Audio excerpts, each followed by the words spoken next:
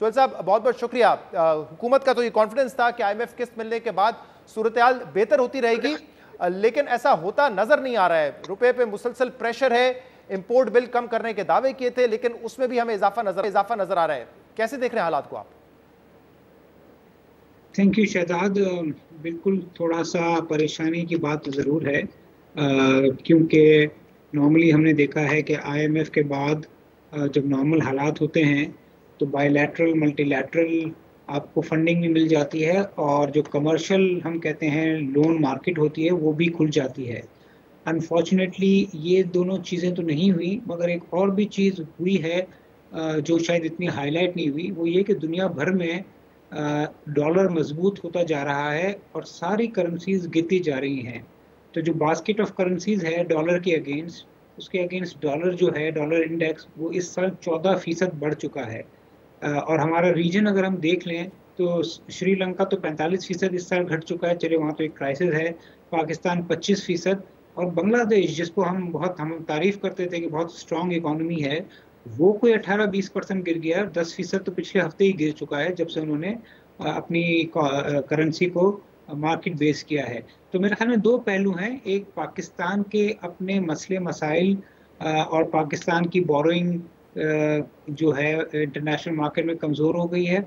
दूसरी जानिब ये जो डॉलर स्ट्रांग होता जा रहा है, आज आपको पता है जब हम बात कर रहे हैं तो स्टर्लिंग जो है 38 साल की निचली सतह पर आ गया है डॉलर के अगेंस्ट। यूरो जो है वो पैरिटी के करीब आ गया है, इसी तरह येन भी जो है वो बहुत वीक हो गया है। तो आई थिंक डॉलर का बढ़ना भी पाकिस्तानी रुपए को गिरा रहा है, और पाकिस्तान के जो अपनी मैक्रो इकोनॉमिक चैलेंजेस हैं वो भी असरअंदाज हो रही है। तो सोहेल साहब, आप बताइएगा कि आईएमएफ प्रोग्राम में तो हम चले गए हैं, लेकिन हमारे जो अब रिजर्व्स हैं उनको हम कैसे बढ़ा सकते हैं? क्योंकि जो दोस्त ममालिक हैं उन्होंने इन्वेस्टमेंट पे तो अग्री किया है, लेकिन वो फौरी तौर पे पाकिस्तान को कर्जा देने के लिए तैयार नहीं है। तो क्या एफडीआई अब हमारे पास बढ़ाने का इम्कान है, या एक्सपोर्ट्स को हम शॉर्ट टर्म में बढ़ा सकते हैं? सोल्यूशन क्या है इसका? क्योंकि $8.6 बिलियन तक अगर रिजर्व है, इसको तो हमें बढ़ाना पड़ेगा। नहीं, अभी तो मुझे तो लगता है कि बढ़ाना तो बहुत दूर की बात है। अगर हम ये 8 बिलियन को मेंटेन कर लें तो भी बड़ी बात है। इसलिए शहजाद के जो आपकी करंट अकाउंट है उसको भी हमें मैनेज करना है। 400-500 मिलियन डॉलर महीने का लाना है या उससे कम। दूसरी जानिब जो रीपेमेंट हो रही हैं जो महीने की तकरीबन 1.5 से 2 बिलियन डॉलर हैं, और हम ये भी सुन रहे हैं कि सितंबर एंड में भी कुछ पेमेंट है जिसकी वजह से रुपए में प्रेशर ज़्यादा है।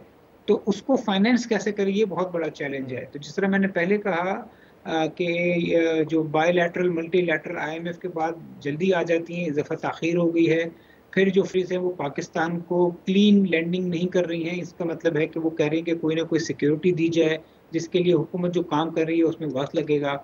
और तीसरा जो सबसे बड़ा सेटबैक है, जिसकी जो पाकिस्तान के लिए नहीं है, सारे ममालिक के लिए, कि कमर्शियल बॉन्ड मार्केट में जिसमें जो बैंक्स होती हैं उससे बोरिंग होती है, यूरो बॉन्ड्स होती है, वो बिल्कुल बंद हो गई है। तो मेरे ख्याल में अभी अगर हुकूमत ये 8 से 9 बिलियन डॉलर मेंटेन भी कर ले शहजाद, तो एक बहुत बड़ी अचीवमेंट होगी जो पाकिस्तान के और जो दुनिया के हालात हैं। बहुत बहुत शुक्रिया।